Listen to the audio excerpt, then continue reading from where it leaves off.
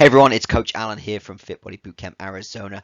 Now, over the next few minutes, I'm going to share with you lots of great information to ensure you know exactly what to do now that the challenge is over so that you can maintain the results you've been working so hard for and to prime your body for additional fat loss if that is your goal. Today is an introduction to the most important day of the challenge, the first day after the challenge ends. Sadly, 50 to 60% of you who complete this challenge may end up regaining the weight, and likely more soon after you lose it. We'll talk about why in just a moment, but first, let's revisit a topic we introduced to you at the beginning of this challenge.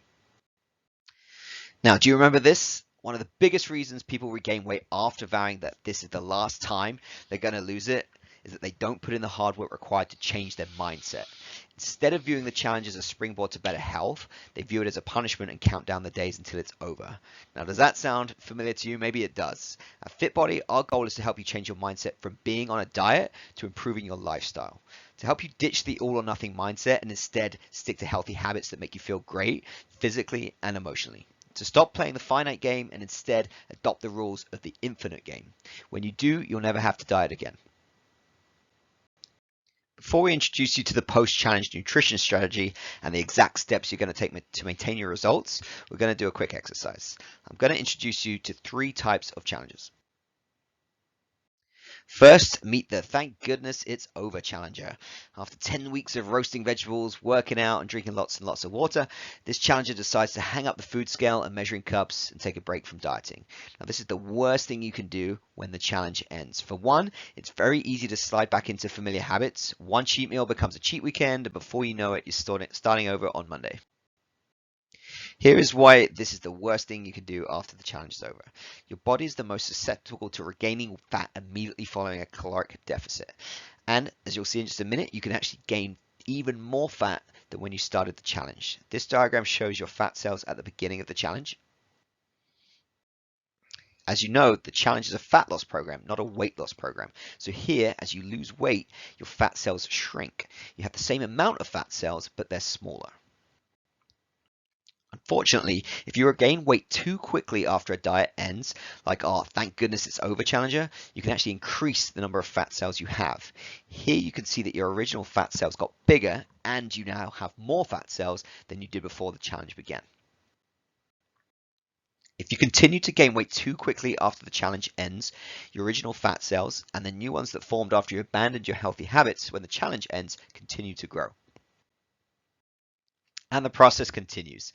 Aside from the obvious consequences of regaining the weight you worked so hard to take off, here's what you should really pay attention to. When your fat cells are full, they regulate your hunger and send a signal to your hormones to stop eating. If you increase the number of fat cells you have, it becomes more difficult to receive the stop eating signal because each fat cell is less full. In other words, you keep eating because you feel hungry even though you are gaining fat, and you now have a greater capacity to store fat. This is why people who lose weight often gain more fat than what they started their diet with. Let's meet our second challenger. Meet the chronic dieter. This challenger learned a lot about meal planning, meal prepping, and other healthy habits required to lose fat. He knows how many calories to eat each day and how much protein it takes to lose fat. Instead of following the fit body after challenge nutrition strategy, this challenger decides to stay the course and continue doing what worked during the 10-week challenge. He eats the same number of calories when the challenge ends, which extends how long he remains in a calorie deficit. And for the most part, he sticks to the same foods that helped him lose weight. He's confident that he continues to see the same results over and over the next several weeks that he saw during the 10-week challenge. Unfortunately, his body doesn't like this plan, and neither will yours. Here's why.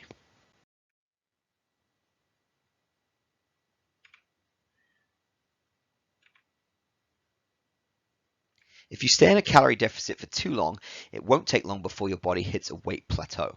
You will stop seeing results because your body doesn't like to be in an extended calorie deficit. The longer you're in a calorie deficit, the harder it will be to lose weight, and the easier it will be to regain the weight after the deficit is over. This is called metabolic adaptation. The more severe the diet, the longer you're in a deficit, and how frequently you diet will determine how aggressive the adaptation is. This is why you shouldn't be in a caloric deficit year round. Your metabolism will slow down, making it harder and harder to lose weight. Frustrated by the weight loss stall, our challenger decides to slash his calorie budget to speed things along. The longer he diets, the more calories he has to cut. The more calories he cuts, the more his body fights against him.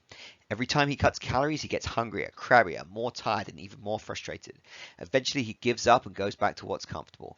Maybe that means he stops working out and goes back to ordering takeout a few nights a week instead of meal planning and meal prepping. Before you know it, all the healthy habits he created during the challenge are a distant memory. Now, before we move into the strategic planning after the challenge ends, let's meet our third challenger. This challenger has changed her mindset about diet and exercise. She realizes that eating and taking care of herself isn't a punishment, and instead she's looking forward to continuing her fat loss journey with the fat loss experts who helped her get this far. She knows that it's going to take longer than 10 weeks to reach her goal, and she needs a plan that's designed to fit her lifestyle. This challenger is tired of starting out every Monday and finally understands that losing weight is about playing the infinite game. Maybe you recognize a little bit of yourself in each of these challenges. If so, that's perfectly normal. Our goal today is to give you a strategic plan that's easy to follow, sustainable, and helps you become the best person who plays the infinite game. You can help maintain your results and combat your body's defense mechanisms by doing two things: exercising and nutritional periodization.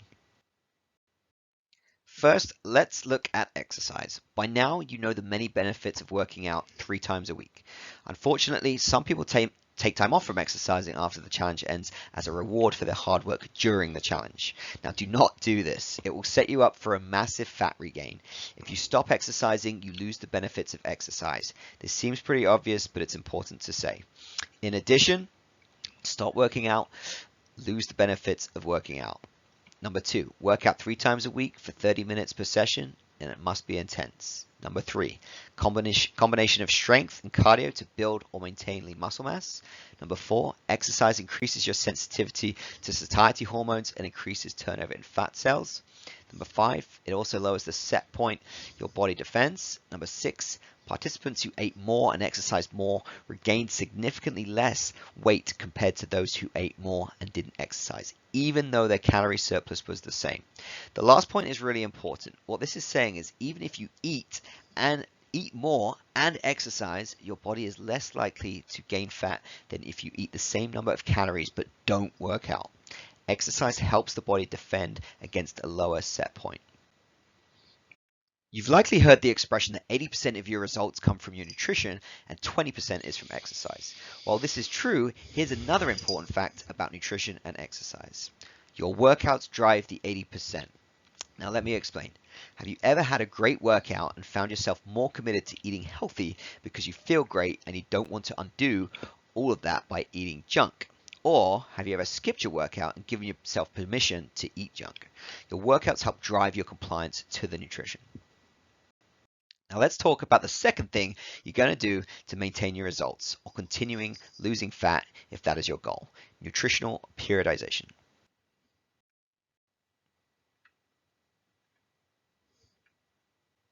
Just as life has seasons, so should your nutrition. In nutrition, we call the changing seasons nutritional periodization. In technical terms, nutritional periodization is a strategic way to change how many calories you eat at different times throughout the year to optimize your body's ability to lose fat over a period of a longer time. Non-technical terms, nutritional periodization is what sets you up for long-term fat loss results. It not only keeps your metabolism high by preventing metabolic adaptation, but also gives you the freedom to enjoy date night every week, to go on vacation, to celebrate life's special events, and to navigate the everyday stress of adulting without gaining weight. With nutritional periodization, your nutrition works with you so that you can incorporate more flexibility into your diet after the challenge ends without reverting back to old habits that led you to joining the challenge in the first place. Nutritional periodization also keeps your metabolism high, which allows you to burn fat long term. Now let's look at the phases of nutritional periodization. As you likely know, the 10-week challenge is a fat loss phase. Because it's only 10 weeks long, you're able to stay focused and consistent with your nutrition and habits, which maximizes your body's ability to burn fat. During a fat loss phase, you experience physical and mental results, which makes it easier to be consistent and stay committed. Fat loss phases are short-term by design, which makes them sustainable for a number of weeks. And finally, fat loss phases allow your body to safely lose fat and progress you toward your goal. Next, let's look at another season of nutritional periodization. Following a fat loss phase, also known as the challenge, it's important to slowly increase the number of calories you eat over a period of time to signal to your body that it's okay to keep losing fat and keep your metabolism high. During the transition phase, you remain in a slight calorie deficit as you gradually increase the number of calories you eat each week. This allows you to maintain your results and fire up your metabolism so you can eat more and lose fat. For most people, maintenance is boring. After all, during a fat loss phase, your pants begin to feel loose and people notice your weight loss and praise your commitment. During a transition phase, you're still motivated because you're still losing weight and seeing results while keeping your metabolism high. You'll feel like you're making progress and progress equals motivation. But maintenance feels boring, but it's not. In fact, maintenance plays a pivotal role in the infinite game of fat loss. Maintenance increases your metabolic function and helps reset and normalize your hormones. Maintenance helps your body be set up for further fat loss in the future, and maintenance gives you a mental break from being hyper focused on being a calorie deficit. Instead of viewing maintenance as slowing your fat loss progress, embrace it and enjoy the freedom it brings to enjoy your favorite foods. Think of it as a slowing down to speed things up sort of thing. Now that you may feel a bit overwhelmed, don't worry, we'll be with you every step of the way. Now let's dive into the steps you're going to take after the challenge, now that it's ended, to maintain your results and prime your body for future fat loss if that's your goal. First, you're going to continue with the same habits you followed throughout the challenge. Drinking your water, working out at Fit Body 3 to 5 times a week, getting good quality sleep, planning and prepping your meals, and if it works for you, you'll continue to track your food and progress. In the after challenge strategy guide that we've provided, you'll find more information about tracking your food and progress, but for now, just know that it's important to do what works for you. The guide also includes a habit tracker to help you stay on track with your daily and weekly habits throughout the transition phase. In addition to sticking to your healthy habits, you're going to gradually increase your daily calorie budget by 100 calories every 2 weeks for 10 weeks. For example, if your daily calorie budget when the challenge ended is 1600 calories, you'll add 100 calories in week 1 of the transition phase, bringing your calorie budget to 1700. You'll stay at 1700 calories for 2 weeks as shown here. After 2 weeks, you'll add an additional 100 calories, bringing your daily calorie budget to 1800, and so on. You'll continue to add 100 calories each week until you reach week 10 of the transition phase. During the 10 weeks after the challenge ends, you'll gradually have added 500 calories to your daily calorie budget while maintaining your weight. This means you can easily work in your favorite foods. Remember, our goal is to feed you as many calories as possible while helping you lose fat with a plan that's sustainable for you for the long term, not just for 10 weeks. A recent study looked at what it takes to lose weight and keep it off. Researchers unearthed 5 key findings. Every client who gets results and continues to get results does these 3 things. If you just do these 3 things, we can guarantee your results. Plan your food, prep your food, work out a minimum of 3 times per week. The 4th item from the study refers to one of the most powerful things that happens during the challenge. Your identity changes. You become the person who preps your food on Sunday, who schedules your workouts as can't miss appointments, who drinks your water every single day, who tracks your food, who tosses excuses aside. Results don't last. Who you are does. Your identity is the thoughts, actions, and beliefs you hold of yourself. In life, you get what you think you're worth and what you think you deserve. Now, do you believe you're worth the effort it takes to be successful? Many people overlook this, but how you identify when it comes to your health and fitness is critical for your long-term success. If taking care of yourself is part of your identity, you'll do it year-round, not just during a challenge. To demonstrate the power of this, I want to tell you a quick story about Sahil, a Fit Body intern. Sahil came to the United States from his home in India to attend college.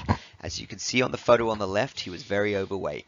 But then something happened. When Sahil started college, he decided that he wanted to become an athlete. He took on the identity of an athlete and made decisions based on this new identity. He ate like an athlete, slept like an athlete, trained like an athlete. He became an athlete and lost an amazing 100 pounds. While interning at Fit Body, a client asked Sahil if he was an athlete because he was so fit.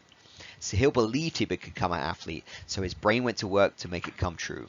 Every action he took was a vote for the person he wanted to become. To further show you the power of this, consider two people who are trying to quit smoking. When asked if they want a cigarette, person one replies, "No thanks, I'm trying to quit." While person two replies, "No thanks, I don't smoke." Now, do you see the difference? The person who identifies as a smoker, the second person does not. The person who believes "I don't" versus "I can't" is 8 times more likely to be successful. "I don't" is an identity statement. You need to change who you are, not just what you do. To say "I'm the type of person who wants this" is very different than saying "I am this." The more pride you have in a particular aspect of your identity, the more motivated you'll be to maintain the habits associated with it. If you don't want to miss workouts, you need to become a person that doesn't miss workouts. Research clearly shows that once a person believes in a particular aspect of their identity, they are more likely to act in alignment with that identity. Let this sink in for a minute. If you believe you could be successful after the challenge, your brain will work to make it come true. If you don't believe you can be successful after the challenge, your brain will go to work to make that come true as well. You get to choose what you believe. All of you have an old story and an old identity that you must change or it will continue to hold you back. Behind every system of actions is a system of beliefs. There are beliefs and assumptions that shape the system and an identity behind the habits. It's hard to change your habits if you don't change the underlying beliefs that led to your past behavior. You have a new goal and a new plan, but you haven't changed who you are. You can't achieve your new life if you continue to hang on to your old story. Shifting your identity requires intentionality. Most people go through life adapting to their old identity, and it's very easy to let your allegiance to it impact your ability to change. Many people walk through life in a cognitive slumber, blindly following the norms attached to their identity. You need to believe you can do it. Otherwise, the effort won't be worth it, so you won't do it. When you become the person who meal preps, who tracks their food, who works out, who drinks their water, you do these things regardless of the result. This is why it is incredibly important to continue your healthy habits to further ingrain your new identity as a fit and healthy person. At Fit Body Bootcamp, our mission is to inspire fitness and change lives every single day.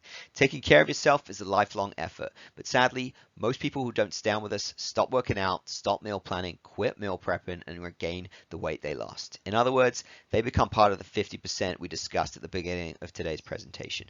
We do not want that for you. Finally, attached to this video will be the post-challenge nutritional guidance download. I urge you to look through that. Please reach out and ask any questions. If you have them, reach out to your teams, your coaches at your location. Finally, thank you for listening and investing in yourself. This is Coach Alan signing off.